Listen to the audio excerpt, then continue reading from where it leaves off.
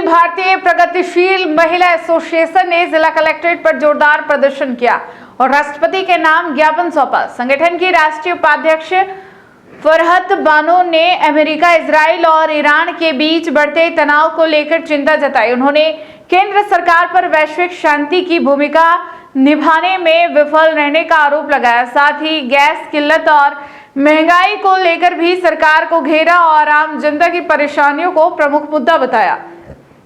जिला कलेक्ट्रेट पर गुरुवार को उस वक्त हलचल तेज हो गई जब अखिल भारतीय प्रगतिशील महिला एसोसिएशन के बैनर तले बड़ी संख्या में महिलाएं और कार्यकर्ता प्रदर्शन के लिए जुटे।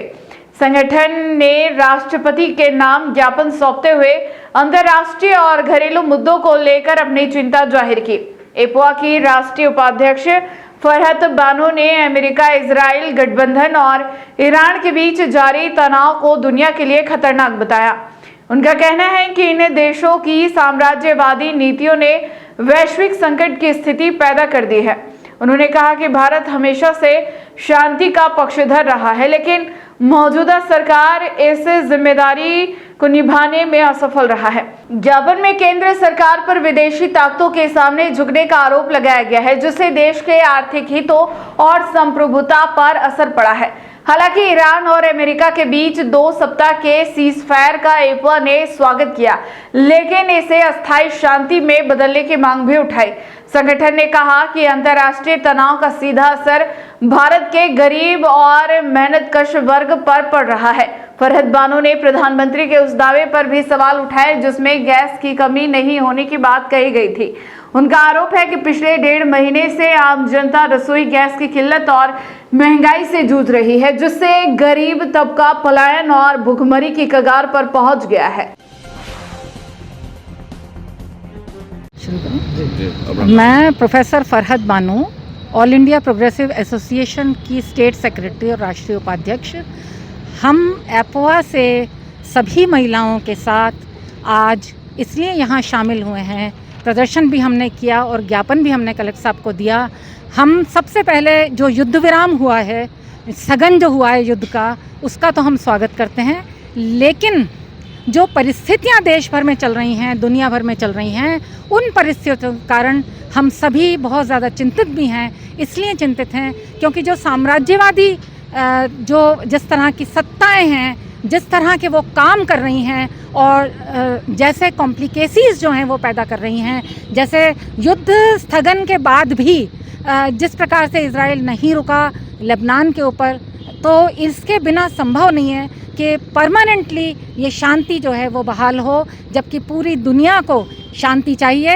हम महिलाएं हमेशा से, जब से इतिहास है, जब से लड़ाई है, तब से हम हमेशा ये कहती आई हैं कि हमें युद्ध नहीं, शांति चाहिए, हमें बम नहीं, हमें रोटी चाहिए।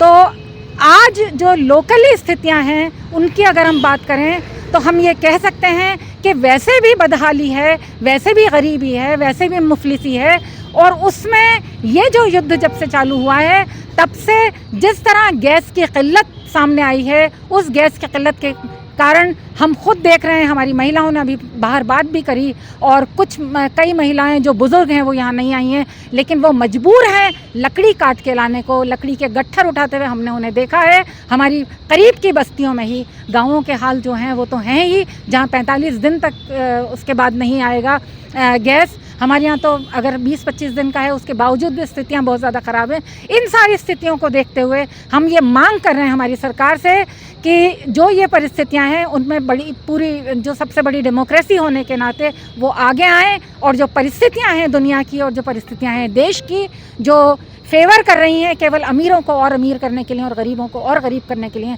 वहाँ जहाँ इतने लोग गरीबी रेखा से नीचे जी रहे हैं या नहीं भी जी रहे हैं तो भी उनकी स्थितियां जो हैं वो बहुत ज़्यादा सम्मानजनक नहीं है, जीने की स्थितियां जो हैं वो बहुत ज़्यादा न्यायपूर्ण नहीं हैं। तो ऐसे समाज में, ऐसी स्थितियों में हम ये चाहेंगे कि हमारी सरकारें जो हैं वो ये निर्णय लें कि गैस की जो आपूर्ति है वो सही तौर पर हो पाए, और जो महिलाएं जिस प्रकार से परेशान हैं और जिस तरह के कयास लगाए जा रहे हैं उन कयासों पर विराम लगे। बस यही बात।